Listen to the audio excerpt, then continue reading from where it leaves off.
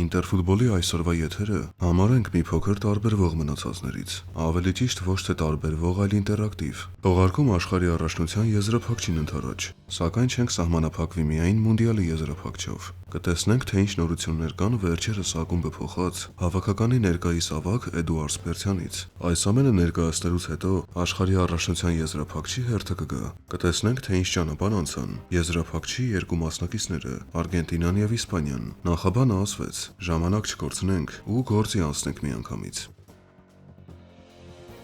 Հայաստանի ազգային հավաքականի հարձակվող Հրանտ Լեոն Ռանոսը Մյունխեն-Գլադբախի Բորուսիայից տեղափոխվել է Իսպանիայի Սեգունդան ներկայացնող Տեներիֆե։ Իսպանական ակումբը 22-ամյա ֆուտբոլիստի տրանսֆերը գնել է 300,000 եվրոյով։ Ռանոսի տրանսֆերի հաջորդ վաճառքից Բորուսիան նաև հավելյալ գումար կստանա։ Հայ ֆուտբոլիստը նոր ակումբի հետ պայմանագիր է ստորագրել, որը կգործի մինչև 2028 թվականի հուլիսի 1-ը։ Հաջողություն մաղթենք Հրանտ Լեոն Ռանոսին։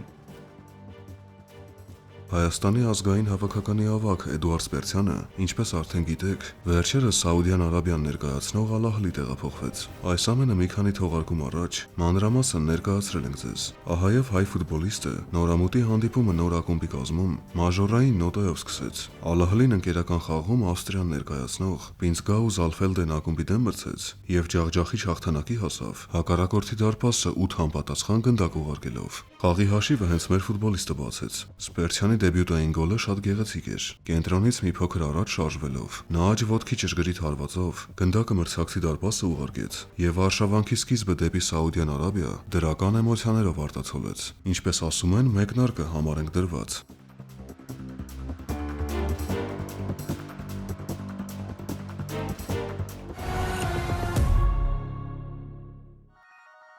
Աշխարհի առաջնության եզրափակիչին վերաբերող հատվածին մոտեցանք։ Իսպանիա, Արգենտինա։ Վերջին 16 տարիների ընթացքում այս հավաքականներից յուրաքանչյուրն արդեն հասցրել է աշխարհի գավաթը բարձրացնել իր գլխավերևում։ Եթե Իսպանիան դա արեց 2010 թվականին, ապա Արգենտինան աշխարհի գավաթը նվաճեց ընդամենը մոտ 4 տարի առաջ։ Տեսնենք, թե ինչ ճանապարհ անցան այս հավաքականները մինչև եզրափակիչ հասնելը։ Սկսենք Ալբիսելեստեից։ Արգենտինան իր խաչակրած արշավանքը այս մունդիալում Ալժիրի դեմ հանդիպումով սկսեց։ Այդ երեկոն, ինչպես նաև շատ այլ երեկոներ, Լեո Մեսսիին պատկանեցին։ Սկալոնիի թիմը այս խաղում 3-0 հաշվով հաղթանակի հասավ, իսկ Մեսսին իր անվան տակ հետ-տրիկ գրանցեց, խփելով գոլեր տարբեր ճաշակների ու տարբեր նախասիրության։ Հենց սկզբից էլ Լեոն հստակ ցույց տվեց, որ նա այս առաջնությանը շատ լուրջ ու տրամադրված է մոտեցել։ Արգենտինա-Ալժիր 3-0։ Խմբի մյուս խաղում հարավամերիկացիներին արդեն Ավստրիայի հավաքականը դիմակայել փորձեց։ Փորձեց, բայց ապարդյուն էր։ Մեսսին նորից տարերքի մեջ էր, ու եթե առաջին խաղում նա հետ-տրիկ ձևակերպեց, ապա այստեղ դուբլով սահմանափակվեց, մեկական գոլեր խփելով խաղակեսերի վերջերում։ Ի դեպ, այս խաղում Լեոն 11 մետրանոցից վրիպեց, բայց սա բացարձակ չխանգարեց նրան, որպեսզի հանդիպման man of the match-ը դառնա, իսկ Արգենտինան էլ երկրորդ հաղթանակը տանի եւ փլեյօֆի ուղեգիր նվաճի։ Արգենտինա-Ավստրիա 2-0։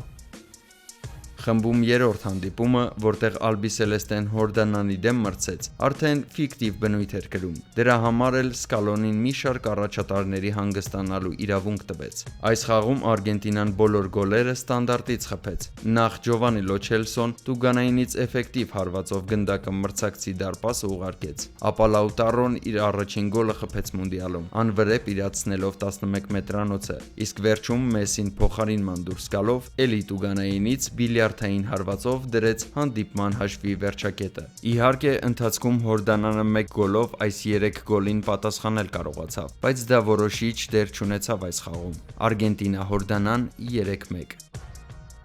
1/16 եզրափակիչ փուլում Ալբիսելեստեին բաժին հասավ մունդիալում արդեն լավ աղմկած գլխավոր սենսացիան Կաբո Վերդեի ազգային հավաքականը իր դարպասապահ Վոժինյայով։ Առաջին հայացքից Արգենտինան նրանց աչքերը փակ պետք է հաղթեր, եւ երբ Արգենտինան առաջին կեսում էկոնոմ ռեժիմի վրա իհարկե Լեո Մեսսիի ջանքերով բացեց խաղի հաշիվը, հեշտ հաղթանակի հասնելու միտքը շատերի մոտ ավելի ամրապնդվեց։ Բայց արի ուտես, որ քարտեզի վրա չերևացող փոքրիկ Ատլանտիկ կղզին երկրորդ կեսից սկսած կենաց ու մահվան կռիվ տվեց աշխարհի չեմպիոնների դեմ եւ նույնիսկ շատ ասպեկտներում նրանց գերազանցեց։ 59-րդ րոպեին Դուարտեն հայտնվելով ճիշտ տեղում ու ճիշտ պահին գնդակը Մարտինեսի դարպասը ուղարկեց եւ սառը ցնցուղով հանկարծակիի բերեց արգենտինացի աստղերին։ Այն աստիճանի հանկարծակիի բերեց, որ մինչև հիմնական ժամանակի ավարտը Մեսին ու ընկերները այլևս գոլեր խփել չկարողացան, չնայած որ Վոժինյան ինտենսիվ աշխատեց, որ խաղը լրացուցիչ ժամանակ տեղափոխվի։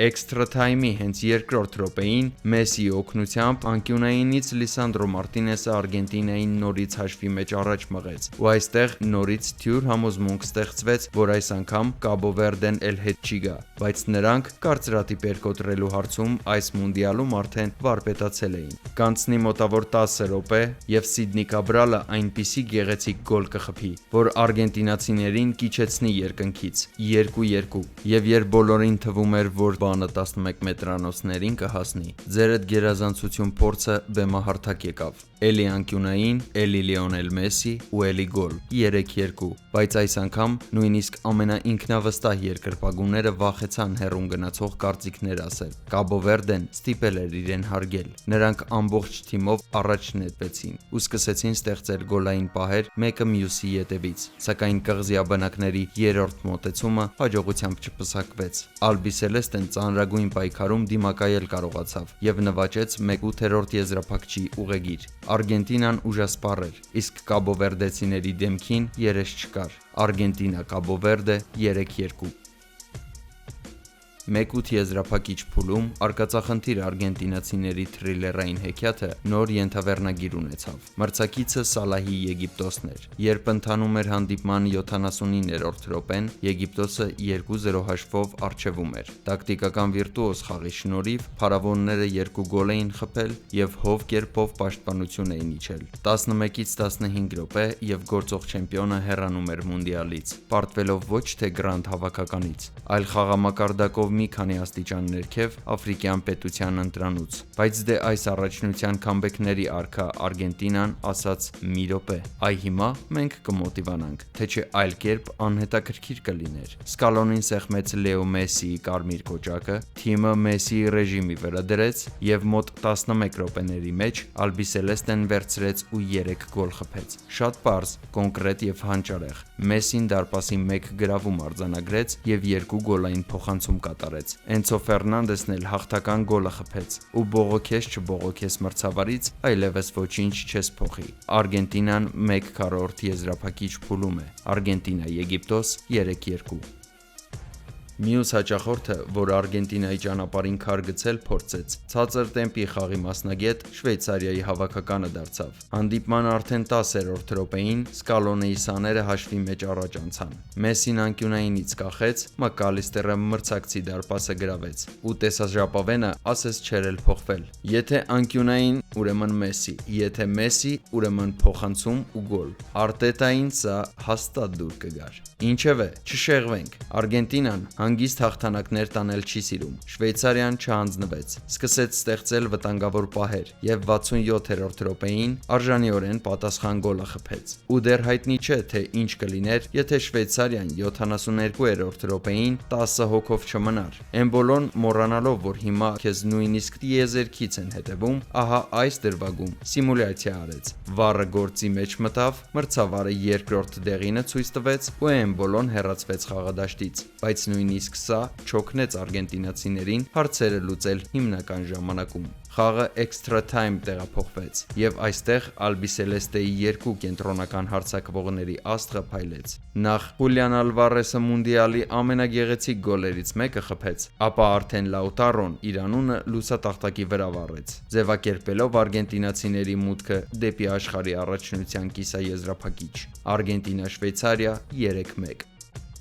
Ահա այստեղ արգենտինացիներին արդեն գրանդ հավաքական էր սպասում։ Անգլիայի հավաքականից եմ խոսում, որը շատերի կարծիքով այս զույգի ֆավորիտն էր։ Ձանձրալի առաջին կեսից հետո գունավոր երկրորդ խաղակես տեսանք ու էլի արգենտինացիների սիրած արկածախնդիր սցենարով։ 55-րդ րոպեին ավելի վստահ տեսք ունեցող Անգլիան բռնեց ու բացեց խաղի հաշիվը։ Մորգան Ռոջերսի խորամանկ փոխանցումը գոլի վերածեց Բարսելոնայի նորեկ Էնթոնի Գորդոնը։ Անգլիան իր գոլը խփեց ու հենց այդ պահից ֆուտբոլ խաղալը դադարեց։ Նվիրաբերելով արգենտինացիներին քամբեքներ անելու իրենց այդքան սիրած Պորտկումը, առնվազն 3 100%-անոց գոլային դրվագ, ինչ որ հրաշքով անգլիացիների համար գոլային վերջաբան չունեցավ, բայց բախտը անընդհատ չի կարող ժպտալ քեզ։ 4-րդի ժամանակ Անգլիան չխուսափեց գոլից։ Մեսին հերթական գոլային փոխանցումը կատարեց, իսկ Էնցո Ֆերնանդեսը տպավորիչ հարվածով հաշիվը 1-1 դարձրեց։ Մեսին այս անգամ էքստրա թայմի հավես չուներ։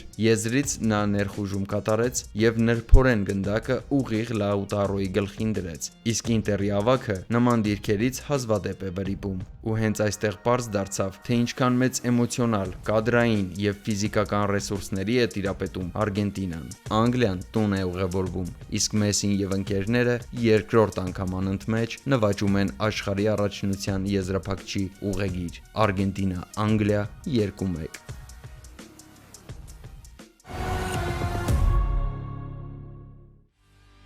Իսպանիայի հավաքականի ճանապարհը դեպի մունդիալի եզրափակիչ էմոցիոնալ չստացվեց։ Ավելին ասեմ, այն ընդհանրապես էմոցիոնալ չէր։ Եթե Արգենտինայում շատ բան անհատների վրա է դրված, ապա այստեղ ամեն ինչ կառուցված է սիստեմի վրա։ 1-2 անհատը ոչինչ չեն փոխում էապես։ Դե Լա Ֆուենտեն Եվրոպայի առաջնությունից սկսած ստեղծել է մի այնպիսի համակարգ, որ թիմը կախում չունենա անհատներից, ու այդ համակարգը հիանալի է աշխատում։ Իսպանիայի հավաքականը ավանդույթ ունի հնուց եկած ցախողվել մեծ մրցաշարերի առաջին խաղերում։ Օրինակ հենց այդպես եղավ Մունդիալ 2010-ի առաջին մրցավեճում, որտեղ Կարմիր Ֆուրիան Շվեյցարիային պարտվեց, իսկ հետո, ինչպես գիտեք, աշխարհի չեմպիոն դարձավ։ Պատմությունը չնչին տարբերություններով նաև այս անգամ կրկնվեց։ Առաջին խաղում Ֆուրիա Ռոխան հետագայում բացահայտում դարձած Կաբո Վերդեի դեմ մրցեց։ Դարպասին 27 հարված կատարեց։ Ամբողջ աշխարհում Կաբո Վերդեի կիպեր Բոժինիայի անունը քարոզեց, սակայն այդպես էլ նրանց դիմադրությունը կոտրել չկարողացավ։ Այս խաղից հետո շատերը Իսպանիային թերագնահատել սկսեցին եւ ռանդոմ կերպով նրանց անունը ջնջեցին ֆավորիտների ցուցակից։ Փողոցում 2026 թվականի հունիսի 15-ն էր կանգնած, ու դեռ որևէ մեկը չգիտեր, որ այս թիմը դառնալու է եզրափակչի մասնակից։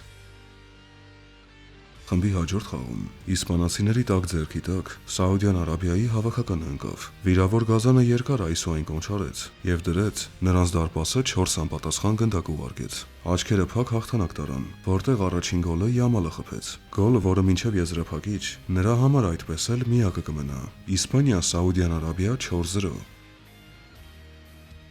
Խմբի վերջին խաղում Ֆուրիա Ռոխան Մարսելո Բիելսայի Ուրուգվայի դեմ մրցեց։ Ընդհանուր պատկերով Սելեստեն վատ չդիմակայեց, նույնիսկ կարող էր ոչ ոքի ձգեր։ Ու գուցե հենց այդպես էլ կլիներ, եթե Մուսլերն Ալեքս Բայենայի հարվածից հետո ահա այս կոպիտ սխալը թույլ չտար։ Իսպանիան առանց մեծ ջանքեր գործադրելու նվազագույն հաշվով հաղթանակի հասավ եւ փլեյօֆի դուռը թակեց։ Իսպանիա Ուրուգվայ 1-0։ Դե Լա Ֆուենտեի սաներին 1-16 եզրափակչում Ավստրիայի հավաքականը պետք է դիմակայեր։ Չնայած դիմակայել բառը այստեղ կհամարվի շատ չափազանցված, ինչ դիմակայել, երբ միակողմանի ֆուտբոլ գնաց։ Օյարասաբալը իր ավանդակ դուբլ գրանցեց, եւս 1 գոլ Պեդրո Պորոն խփեց եւ բարի գալուստ 1-8 եզրափակիչ։ Իսպանիա Ավստրիա 3-0։ Այս փուլում սուպեր աֆիշ ունեցող հանդիպում էր մեզ սպասվում։ Իսպանիան Պորտուգալիայի դեմ պետք է մրցեր, սակայն խաղը սպասելիքները չարդարացրեց։ Պորտուգալիան Մենդեշի դարպասածողից բացի էապես ոչինչ չարեց, իսկ Ֆուրիա Ռոխան թունավոր օծի պես, սպասելով, համբերելով, հանդիպման ամենավերջում հաղթանակի նժարը իր կողմը թեքեց։ Միկել Մերինոն փոխարինման դուրս գալով գնդակը մրցակցի դարպասը ուղարկեց, դժգույն պորտուգալացիներին գուդբայ ասեց եւ իր թիմի հետ 1/4 եզրափակչի ուղեգիր նվաճեց։ Ֆիքսենք, սա Դե Լա Ֆուենտեի տակտիկական հերթական հաղթանակն էր։ Իսպանիա Պորտուգալիա 1-0։ 1/4-ում Իսպանիային կանգնեցնել պետք է փորձեր։ Բավականին ակնահաճո ֆուտբոլ խաղացող, սակայն արդեն ոսկե սերնդի ծրկված Բելգիայի ազգային հավաքականը։ Առաջ ընկնելով ասեմ, որ մունդիալում Բելգիան միակն էր, որը իզորու եղավ։ Կարմիր Ֆուրիայի համար ստեղծել ռեալ գլխացավանք։ Բաց ֆուտբոլով ընթացող խաղում առաջինը Իսպանիան կրակեց։ Կուրտուային Ֆաբիան Ռուիզը տխրեցրեց եւ իր թիմին հաշվի մեջ առաջ մղեց։ Իդեպ Կուրտուան հետագայում վնասվածք ստացավ եւ փոխարինվեց։ Սակայն Ռուդի Գարսիայի կոլեկտիվը բաց թողած գոլից շնկրկեց եւ այս առաջնության այն առաջին եւ այս պահի դրությամբ միակ հավաքականը դարձավ, որին հաջողվեց գրավել Ունայ Սիմոնի դարպասը։ Գոլը կենտրոնական հարձակվողի դիրքում հանդես եկող Շարլ դե Կետելարը խփեց։ Այո, հետագայում Բելգիան հետ իջավ, սակայն նույնիսկ խաղալով երկրորդ համարով Իսպանիային մերթ լրջորեն խայթում էր, բայց ռեալիզացիայից կաղում։ 99% հավանականությամբ խաղը էքստրա թայմ պետք է գնար, ու հենց այդ պահին Դե Լա Ֆուենտենզիով իր գրոսմաստերական քայլը արեց։ 87-րդ րոպեին նախաղադաշտ նորից Միկել Մերինոին դուրս բերեց, ով մոտավոր 5 րոպե անց արդեն խփած գոլն էր տանում։ Արսենալի ֆուտբոլիստը այս էպիզոդում տիպիկ կենտրոնական հարձակվողի պես գործեց։ Բելգիան ճամպրուկները հավաքելու գնաց, իսկ Իսպանիան կիսաեզրափակչի ուղեգիր նվաճեց։ Իսպանիա-Բելգիա 2-1։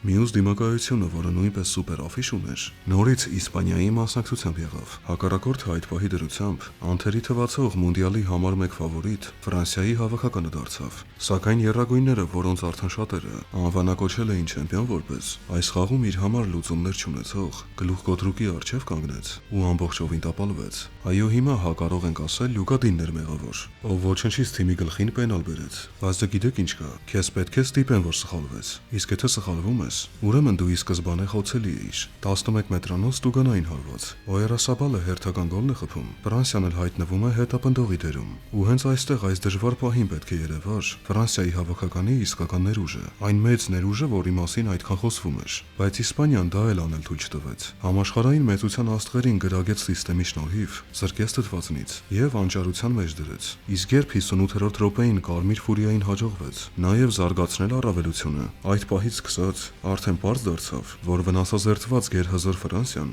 հեռանալու է առաջնությունից։ Երկրորդ գոլից հետո խաղը կրում էր արդեն ֆիկտիվ բնույթ։ Ահա այսպես, առաջնության ընթացքում ընդամենը 1 գոլ բաց թողած Իսպանիայի ազգային հավաքականը հասավ մինչև եզրափակիչ։ Իսպանիա-Ֆրանսիա 2-0։ Ինչ կլինի եզրափակչում, կիմանանք արդեն ժամեր անց։ Անհատականություններն ու էմոցիան կբախվեն ողջամիտ ռացիոնալիզմի եւ ռոբոտի պես աշխատող սիստեմի հետ։ Իսպանիա թե Արգենտինա, սա է խնդիրը։ Ահա այսքանն էինք այսօր պատրաստել ձեզ համար։ Խնդրում ենք ակտիվ եղեք կոմենտներում, ձեր կարծիքները գրեք եզրափակչի վերաբերյալ, հավանեք տեսանյութը, կիսվեք դրանով ու բաժանորդագրվեք նոր ալիքին։ Եվ իհարկե հիշեք, որ սա Ինտերֆուտբոլն է։ Այստեղ խոսում ենք ֆուտբոլից, իսկ դա մի լեզու է, որը հասկանում են ամբողջ աշխարհում։ Կհանդիպենք արդեն շատ շուտով։